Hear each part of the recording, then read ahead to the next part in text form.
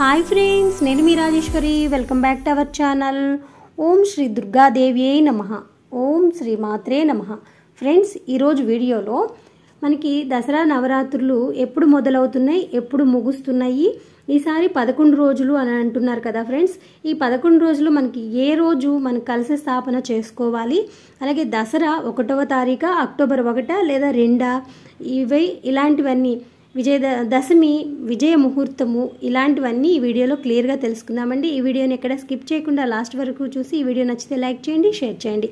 మనకి సెప్టెంబరు 22వ తారీఖు సోమవారం రోజు 22 సోమవారం రోజు మొదలయ్యి అక్టోబరు 2వ తారీఖుతో అక్టోబర్ 2 గురువారం రోజుతో మనకి ఈ విజయదశమి పూర్తవుతుందండి। నవరాత్రి ఉత్సవాలు పూర్తవుతాయి।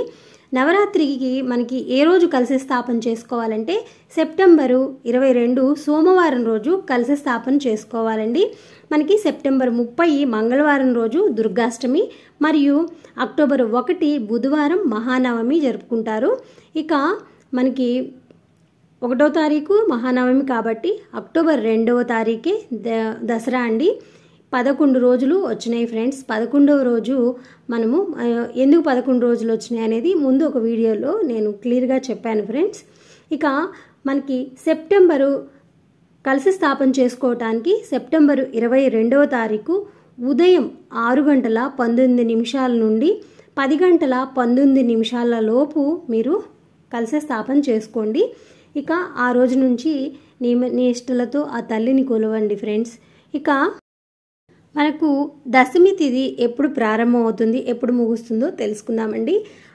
2025 సంవత్సరం అక్టోబరు 2వ తారీఖు సాయంత్రం 7:19 మనకి దశమి తిథి మొదలయ్యి అక్టోబరు 2వ తారీఖు సాయంత్రం 7:19 ఈ దశమి తిథి ముగుస్తుందండి। మరి విజయ ముహూర్తం ఎప్పుడంటే అక్టోబరు 2:19 మనకి స్టార్ట్ అవుతుంది విజయ ముహూర్తం।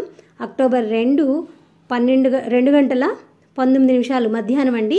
మధ్యాహ్నం 2:13 మొదలై 3:01 విజయ ముహూర్తం ముగుస్తుంది। మరి దుర్గాదేవికి మనం ఎప్పుడు కలశము అనేది జరుపుకోవాలి అంటే సాయంత్రము ఉదయమే అక్టోబర్ 2వ తారీఖు ఉదయం మీరు పూజ అంతా పూర్తి చేసుకున్న తర్వాత కలశ స్థాపన అనేది మీరు చేసుకొని ఉంటే ఈ కలశాన్ని కదుపుకోండి। ఇక మనకి ఈ సెమీ పూజ అనేది ఈ విజయ ముహూర్తంలో చేస్తే మంచిదండి। 3 గంటల లోపు, అది కూడా కుదరకపోతే 5 నుంచి 6 గంటల లోపు అయితే చేసుకోండి మామూలుగా। ఇదండి ఈరోజు వీడియో। ఈ వీడియో ముగిస్తున్నాను ఫ్రెండ్స్। మీకు ఏమైనా డౌట్స్ ఉంటే కామెంట్ సెక్షన్లో కామెంట్ చేయండి, నేను మీకు సమాధానం చెప్తాను। జై శ్రీమన్నారాయణ।